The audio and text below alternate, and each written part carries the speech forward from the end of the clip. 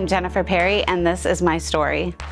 So I grew up in a really small town called Eddystone, Pennsylvania, which is outside of Philadelphia. And a lot of people may know it because there's another really famous Jennifer that lived there for a little bit of time, Jennifer Aniston. My family was great. I grew up in a middle-class family.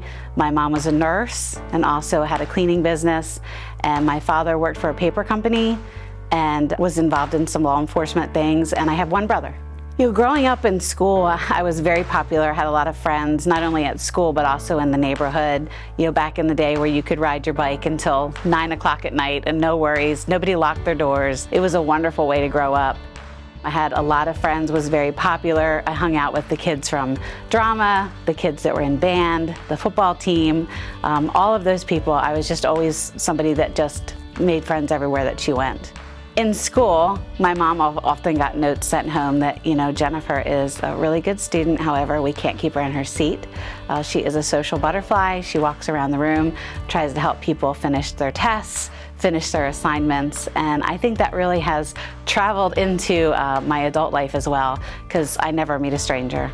I think for me, the biggest challenge that I faced was, I had a great life. I had, like I shared, I had a lot of things that were just wonderful in my life. And then in my senior year of high school, my parents got divorced. And that was my real first, take and look at what life was like outside of my little bubble that I had. And it really, I do believe, shaped my senior year of high school and really kind of shook up my life quite a bit.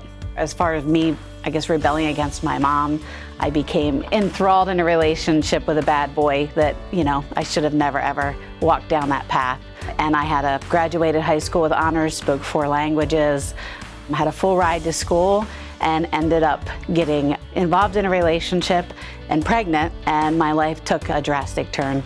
So as this relationship unfolded, we did get married, and the person who I was before and who I had become, as far as very confident, she disappeared. And over the next decade of my life, I spent in a very, very volatile and abusive marriage that almost took my life on multiple occasions. Coming out of that now, looking back 30 years, it really shaped who I am as a person, and it really shaped the mission that I set out to accomplish in my life. Coming out of that relationship and knowing that my abuser went to jail, and I now was on my own trying to raise 2 small children, heal from all the trauma that I went through. I had to learn how to pick up the pieces, and I had to find somebody who was going to help me do that, who was going to understand and be able to relate with what I had just gone through, and there was no one. You're looking 30 years ago. My oldest son will be 32, and I look back and I think, there was nobody there that really helped me figure out, how do you move forward? How do you financially move forward? How do you do it by yourself? There wasn't anybody there that taught me how to find confidence again in who I was. And at that point in time, I decided that, I needed to become for other women the woman that I desperately needed in my life at that time. When I had to look back in my life and where I needed the most help, it was, how do you save money? How do you manage to move forward and pay expenses that you have in your life? So I noticed that financial areas was an area that I really struggled with. So as I decided to go out and help other women, moving into the financial space, becoming a financial consultant, allowed me to sit down with a woman across the table who I could relate to and say, look, I've been there. I've been through divorce. I've been through abuse. I've been a single mom. I can help you. Let's start with a budget. Let's start understanding what you need to do. And that kind of pushed me into the consulting area. And then as that continued to evolve, I noticed that here I am cheering other women on as they celebrate small victories in their life. So not only was I a consultant, but I was indirectly coaching at the same time. When you come in and you work with somebody in finance, they're really concerned about what you have.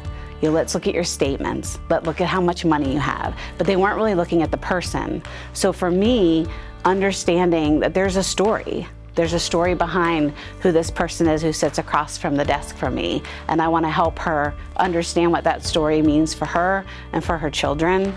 And a lot of times when you go through a transition or trauma at all, you feel like you're alone. And I think because I had that parallel connection, it made it natural for me to coach them. So fast forward in my life, here I am, December 2021. I have spent 30 years really trying to heal myself. And I woke up in the morning and I didn't feel right. There was just something that was off. But We were 5 days before Christmas. My husband was thinking of everything that he was gonna bake for everybody and all the stuff he was gonna make. So we were out, we were running errands, and I just didn't feel right. My legs were a little numb. I just thought maybe I slept funny.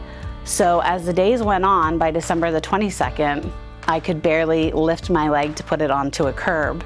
I was admitted into intensive care and was diagnosed with Guillain-Barré Syndrome. Within 24, 36 hours, I was completely paralyzed from the shoulders down. I had to learn how to walk again. I had to learn how to write and curl my hair and feed myself and text. All of those things that I had to learn again, I knew that obviously I had to do it because other people were watching. Whatever you believe, you achieve. For me, I figured, you know what, if the only thing that I was able to walk out of this hospital with was my mind, not really be able to walk, that I would be able to change anything in my life that I wanted to. I had done it before. What I would tell my 20-something self if I could go back is literally never let anybody take the pen out of your hand and write your story. I've had so many people that have wanted to shape my life and tell my story. And I would literally tell you, no matter how difficult it is, hold on to that pen. You're gonna have a lot of other characters and chapters in your story, but it's your story and you're the only person who's entitled to write it. I think honestly the real reason why I shifted into coaching is when COVID happened, we were all hit with something that no one expected. And I didn't have clients that were calling me because they needed to check on their money. They knew that their money was exactly doing what we had planned for it to do, but they were now struggling with life. People were losing spouses, they were losing jobs, their children were becoming sick. There was just a shift in what the focus was. And I knew that I had to continue to be there for people. I know what it feels like to be alone. I know what it feels like to be judged. And I think what I love the most about coaching is that I'm really good at pouring myself into the lives of other people and letting them know that they don't have to go through life by themselves. Everything that I've been through has literally shaped me to who I am today, and I wouldn't change any of it. As weird as that may sound, I wouldn't change any of it because I really feel that this path was chosen for me. And that again, I had to be the one that went through and to show people that they could do it. I have a beautiful life. I have an amazing husband. I have a wonderful career and a wonderful family. I'm doing great. I'm not perfect. I tell everybody I'm great from the waist up.